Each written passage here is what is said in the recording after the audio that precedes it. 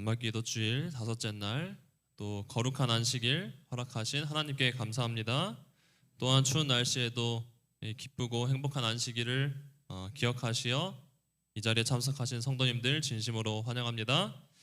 기도주일 주제를 같이 읽어보도록 하겠습니다. 기도하며 시작. 기도하며 함께 걷는 제자의 길. 제자로 부름받은 우리 모두 하늘 본향까지 기도하며 함께 걸어가게 되길 간절히 소망합니다. 일주일 동안 무엇을 배웠는지 복습하는 시간을 잠시 가지도록 하겠습니다. 첫째 날의 제목이 무엇이었죠? 부르심이었습니다. 우리가 예수님의 제자로서 부르심에 합당한 삶을 살았는지 올 한 해 돌아봐야 한다고 말씀을 드렸습니다. 둘째 날의 제목은 무엇이었나요? 따름입니다. 부름받은 우리가 예수님의 제자로서 무엇을 따르는데 가장 많은 시간을 투자했는지 돌아봐야 한다고 말씀을 드렸습니다. 셋째 날 제목은 무엇입니까? 잘 기억하셨네요. 의존입니다. 이 포도나무 기억하시죠? 우리가 예수님의 제자로서 참 포도나무이신 예수님께 얼마나 붙어서 의존하며 살았는가에 대한 질문을 나눴습니다. 또 어제는 어떤 주제로 나눴습니까? 닮음입니다. 우리가 예수님께 붙어 있으면 닮을 수밖에 없다고 말씀을 드렸죠. 올 한 해 우리는 예수님의 마음에 얼마나 더 가까워졌나, 얼마나 더 닮아갔는지 질문을 나눴습니다. 오늘은 제자의 길 다섯 번째 시간 성숙에 대한 말씀을 나누도록 하겠습니다. 오늘 함께 읽을 말씀은 에베소서 4장 11절부터 16절에 있는 말씀입니다. 여기 있는 말씀을 제가 읽겠습니다.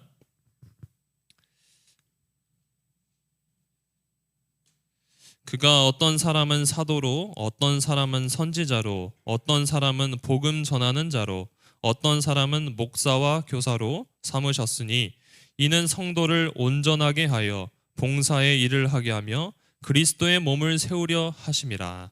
우리가 다 하나님의 아들을 믿는 것과 아는 일에 하나가 되어 온전한 사람을 이루어 그리스도의 장성한 분량이 충만한 데까지 이르리니 이는 우리가 이제부터 어린아이가 되지 아니하여 사람의 속임수와 간사한 유혹에 빠져 온갖 교훈의 풍조에 밀려 요동하지 않게 하려 함이라.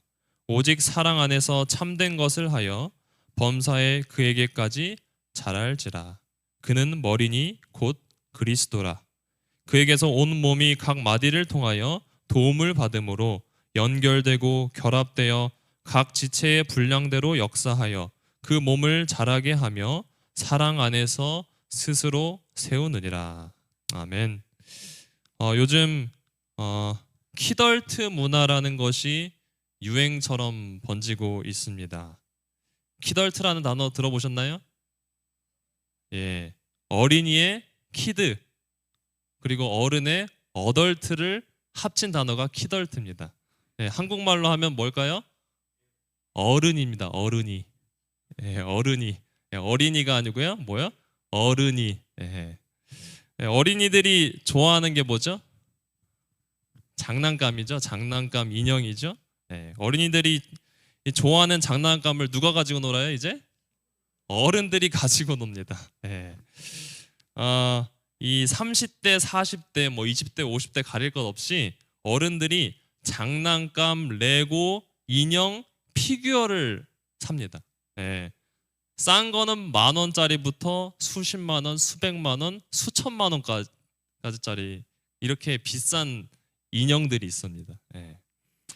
근데 이 어른들이 왜 어린이들이 가지고 노는 장난감을 이렇게 사게 될까요? 아마 제가 추측해 보건대 어렸을 때 그 갖지 못한 친구들이 가지고 놀았던 그 장난감을 자기는 가지 못했는데 커서 이제 돈이 생기니까 그 장난감을 사고 싶어서 이렇게 구매하게 된 것이 아닐까 생각을 해보았습니다. 이 키덜트 시장 규모가 엄청 크다고 합니다.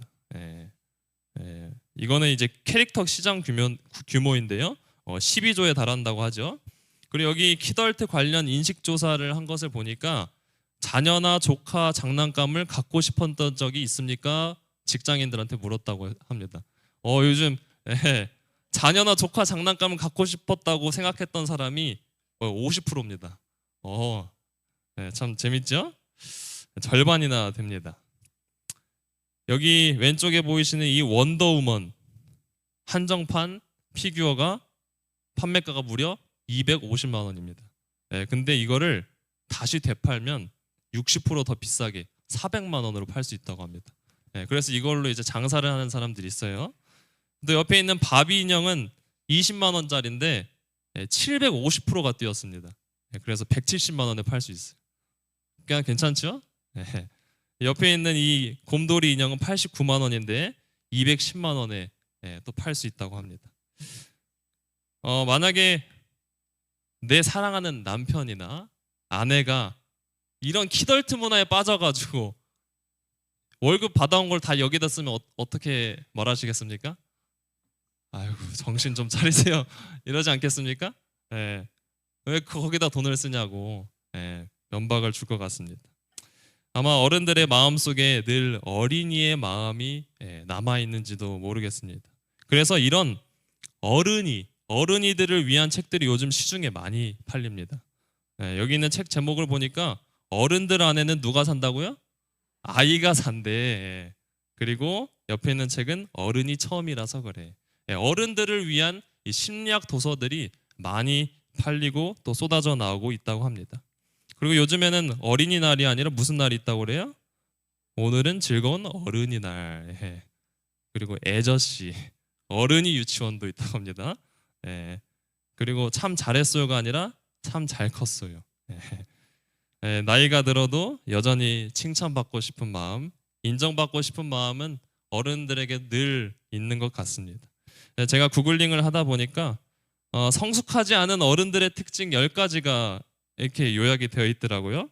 저도 보고 상당히 아직 그러면 멀었구나 이런 생각을 하게 되었습니다. 첫 번째, 성숙하지 못한 어른의 특징이 무책임한 소비랍니다. 두 번째는 사소한 모욕에 집착하는 것. 세 번째가 충동을 절제하지 못함. 네 번째가 타인을 괴롭힘. 다섯 번째가 듣기 능력이 부족함. 여섯 번째가 사과에 인색하고 7번은 관심을 많이 받고 싶어하는 것. 그리고 여덟 번째가 타인을 지지하지 않고 아홉 번째 밥 먹듯 거짓말하고 열 번째가 잦은 실수가 있다고 합니다. 저도 세보니까 한 5개 이상은 되는 것 같아요. 아직 어른이 되려면 멀은 것 같습니다. 아마 우리 성도님들도 한 가지씩은 있지 않을까 좀 생각이 듭니다. 그런데 성경 말씀에도 이렇게 성숙하지 못한 성도들이 여러 번 나옵니다. 그 말씀이 어디에 기록되어 있냐면 고린도서에 기록이 되어 있는데요. 이 사도 바울이 고린도 도시에 있는 성도들에게 보낸 편지 속에 어린아이와 같은 성도들이 있었다고 기록을 하고 있습니다. 이 고린도 교회는 항구 도시였습니다.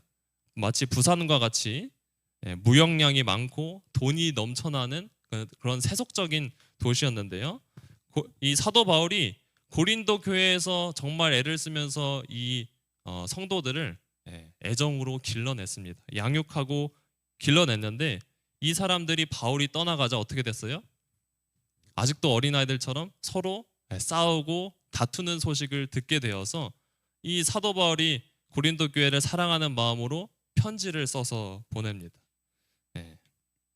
그 말씀이 이렇게 기록이 되어 있습니다. 고린도전서 3장 1절부터 2절입니다. 형제들아 내가 신령한 자들을 대함과 같이 너희에게 말할 수 없어서 육신에 속한 자 곧 그리스도 안에서 누구를 대함과 같이 하노라? 어린아이들을 대함과 같이 하노라. 내가 너희를 저주로 먹이고 밥으로 아니하였노니 이는 너희가 감당하지 못하였음이거니와 지금도 못하리라. 바울은 이 고린도라는 도시에 있을 때에 어린아이들을 대하듯이 어르고 달래며 복음에 대해 쉽게 설명하고 양육했습니다. 그런데 이 고린도 교인들이 어른답지 못하게 아직도 서로 다투고 새 속에 물들어 있다는 소식을 듣게 된 것입니다. 아마 바울이 보기에 고린도 교회의 모습이 마치 이런 모습이었을 것 같습니다. 어떻습니까? 어린아이들만 잔뜩 앉아있는 고린도 교회입니다. 그럼 어떻습니까? 귀엽습니까? 귀엽죠? 한 달에 한 번 어린이들이 본당에서 같이 예배를 드립니다. 맨 앞에서. 어린이들이랑 같이 예배 드리면 집중이 잘 됩니까? 쉽지 않죠?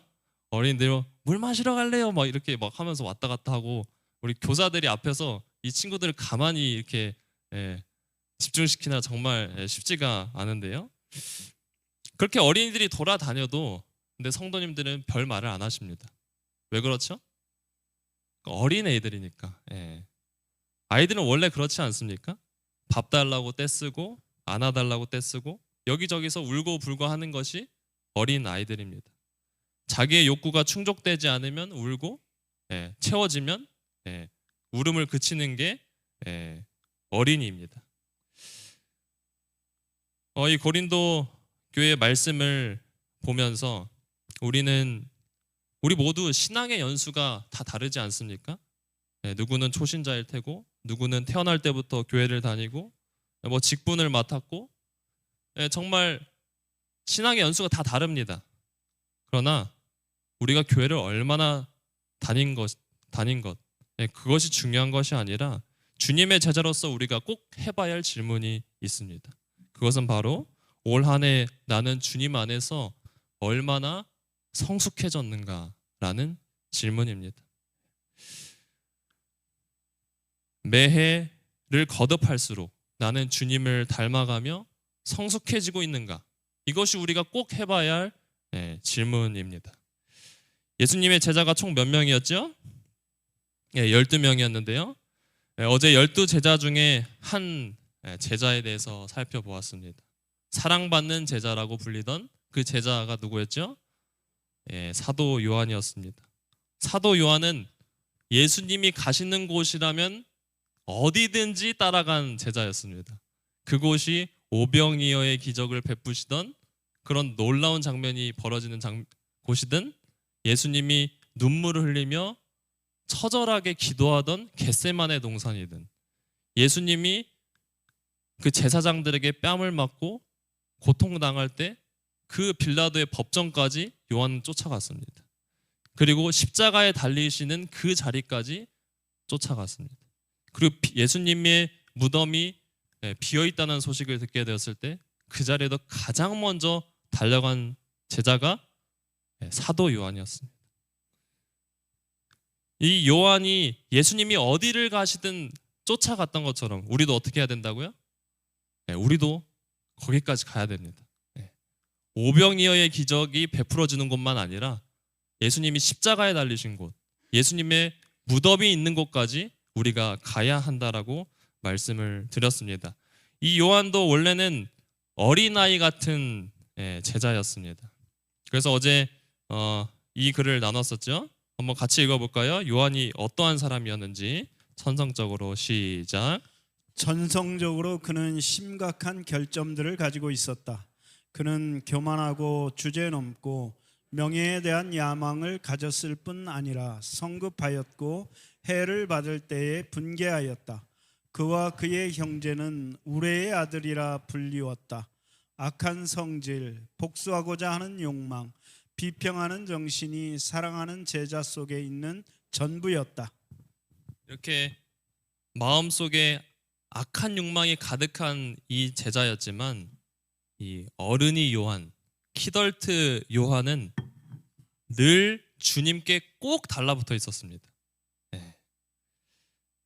요한은 마치 포도나무가 우뚝 선 기둥에 매달리는 것처럼 그리스도께 어떻게 했다고요? 매달렸다. 끝까지 따라가고 끝까지 매달린 게 바로 요한이었습니다.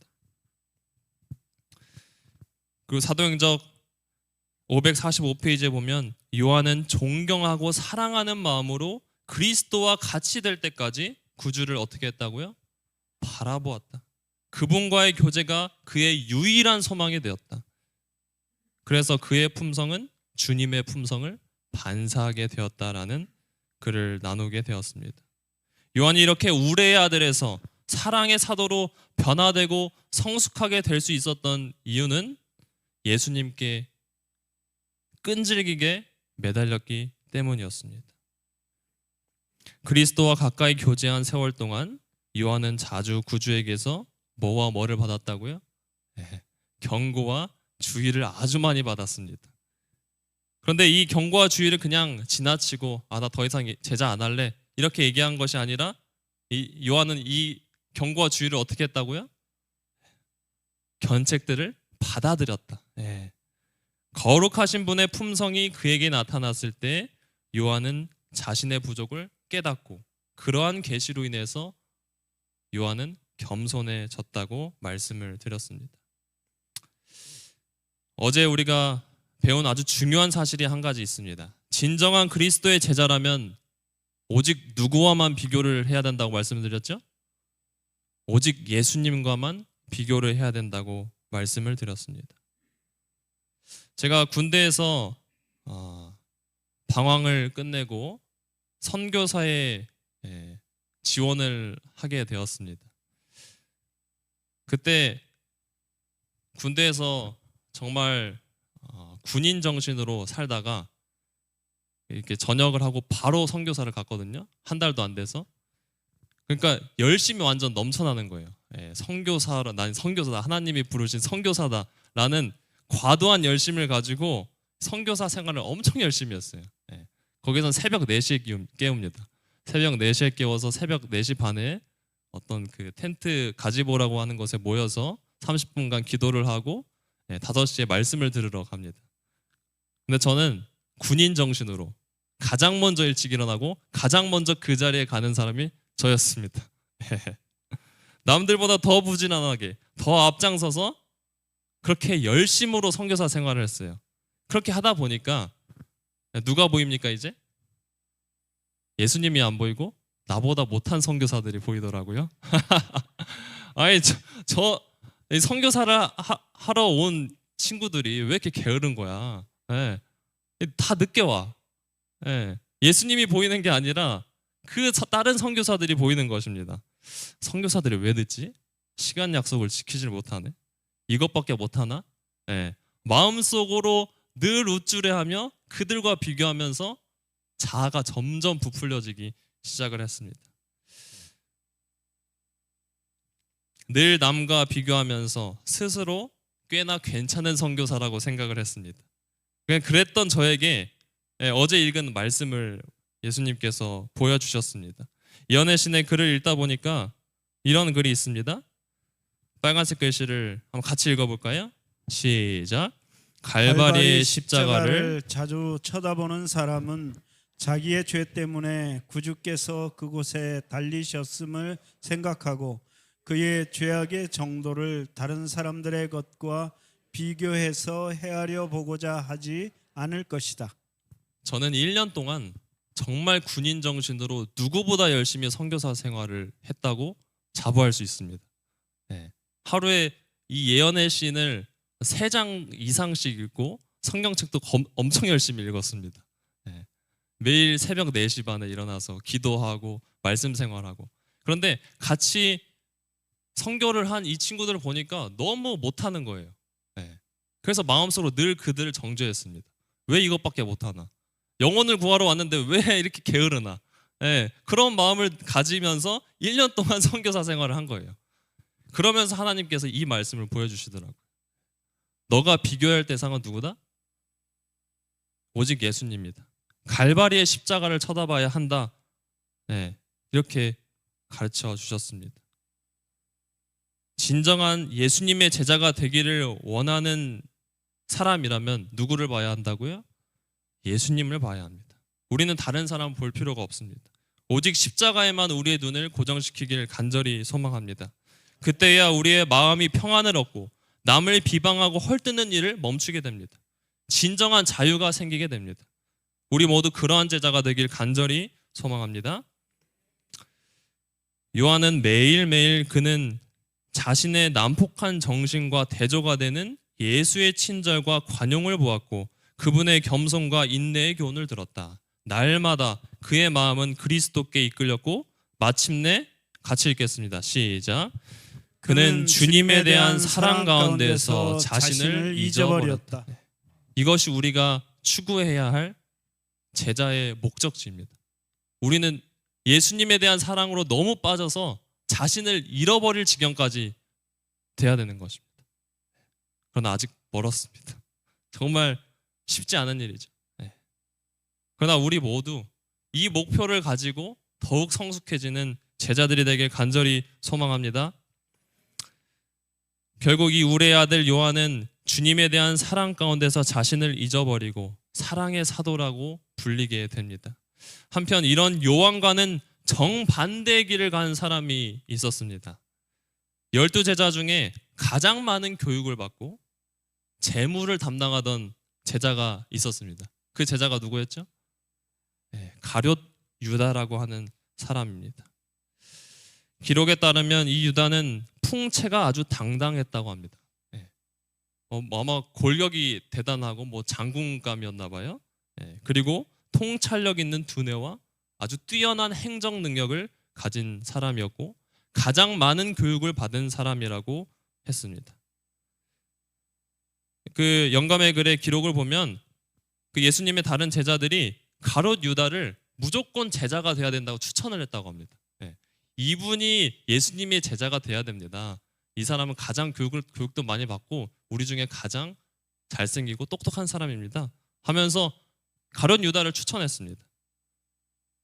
듬직하고 머리도 좋고 말도 잘하고 행정적 능력도 있고 신학교육도 정규적으로 밟은 사람이었습니다.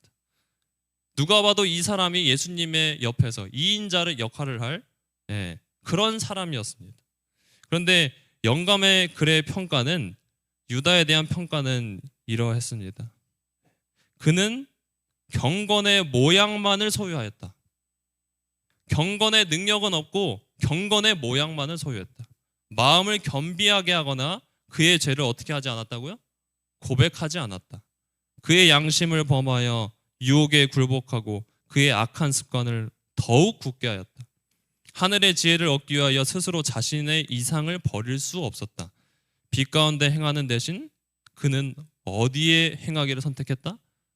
어둠 속에 행하기를 선택했다. 제자들은 이 가룟 유다가 정말 대단한 사람이라고 생각했어요. 그런데 예수님은 그의 중심에 이러한 마음이 있다는 것을 알면서도 제자로 받아주셨습니다.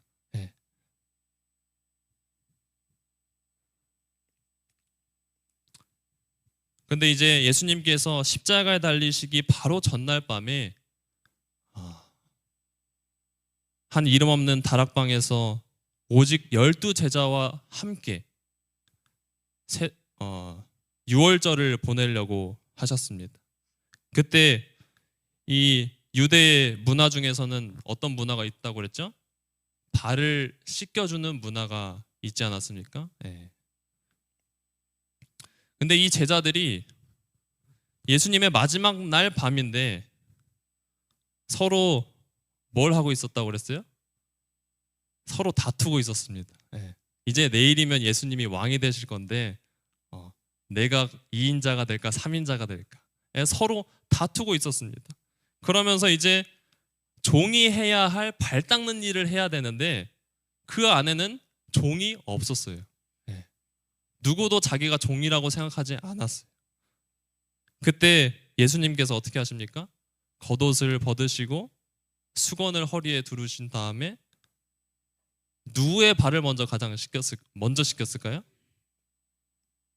12제자 중에 누구의 발을 먼저 가장 먼저 닦았을까요? 맞습니다. 유다의 발을 먼저 씻기셨습니다.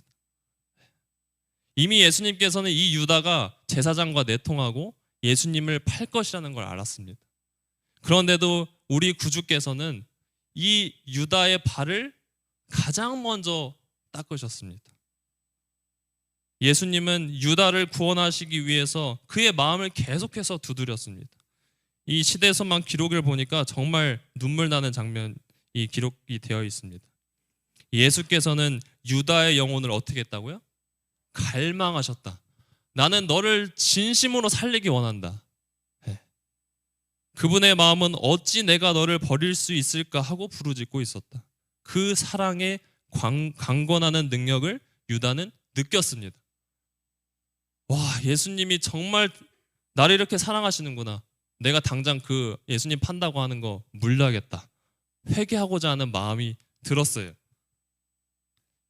이렇게 큰 사랑을 받은 유다가 회개를 했습니까? 그런데 하지 못했습니다.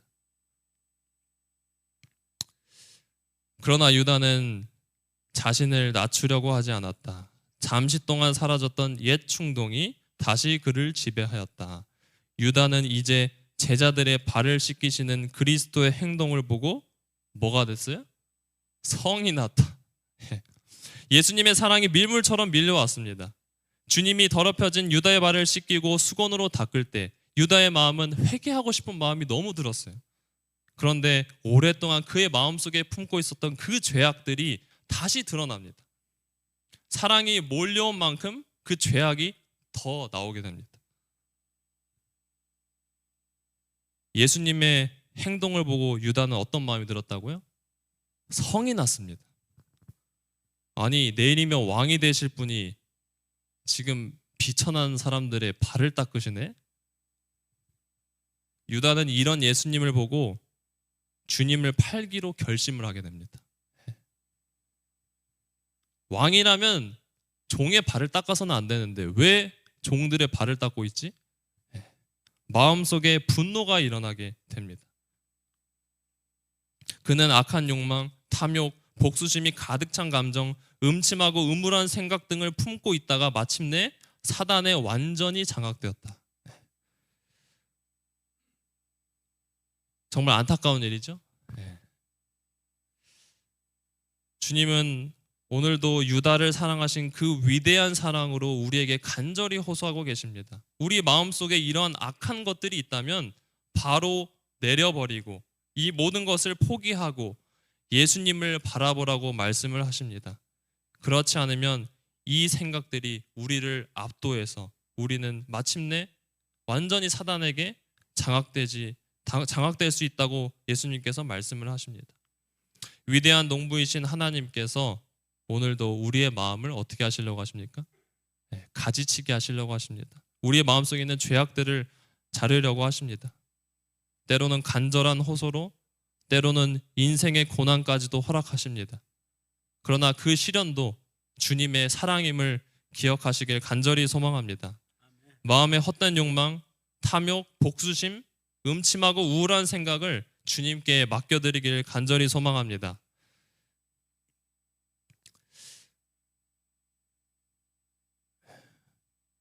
저도 늘 마음에 이런 마음이 들 때가 있을까요? 누구나 이런 마음이 들 때가 있습니다. 그러나 우리는 그 생각이 들 때마다 어떻게 해야 됩니까? 그 생각을 즐기지 말고 바로바로 잘라내야 됩니다.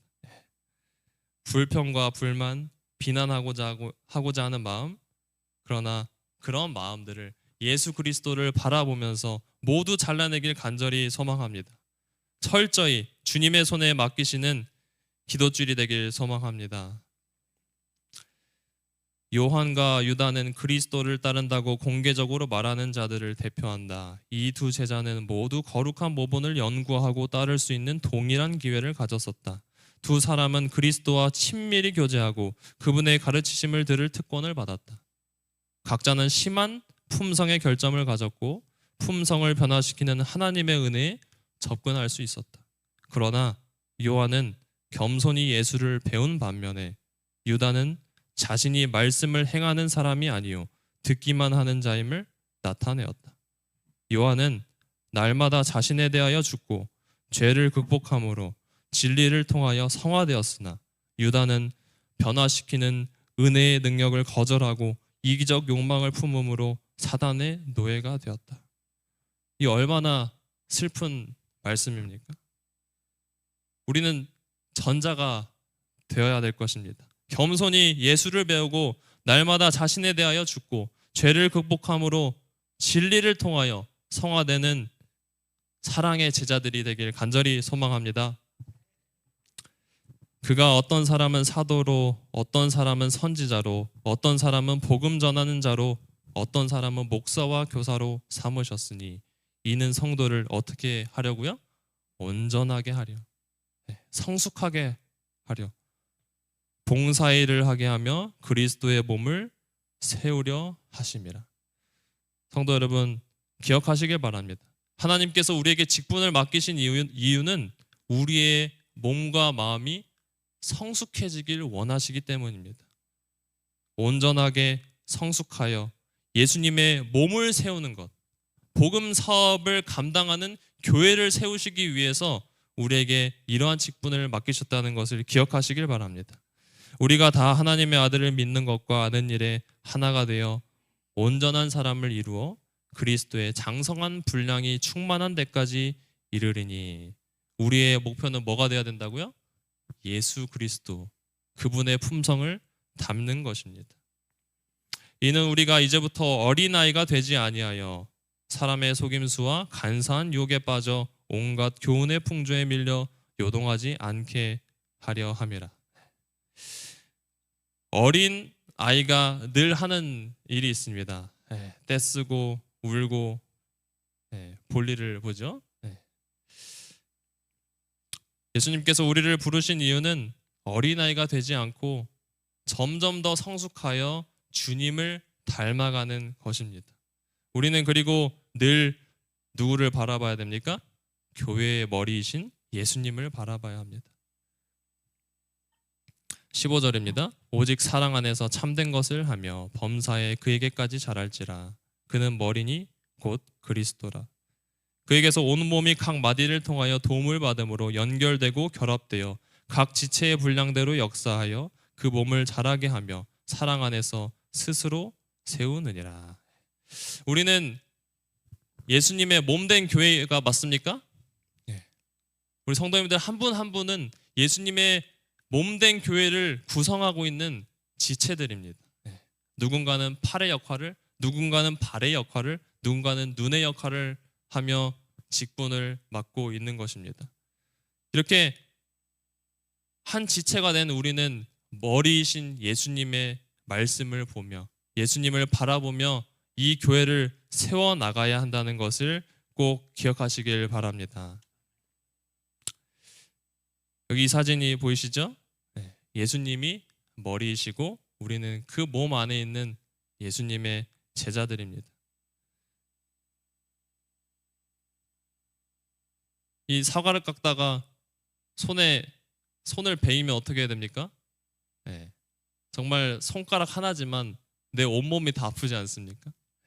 그것처럼 우리는 한 지체를 돌봐주고 이끌어주고 낙심하면 일으켜 세워주는 그러한 교회가 되면 정말 좋겠습니다. 이것이 주님의 몸된 교회를 섬기는 법이라는 것을 기억하시길 바라면서 오늘 말씀을 줄이도록 하겠습니다. 청년들 나와서 호소창 부르도록 하겠습니다.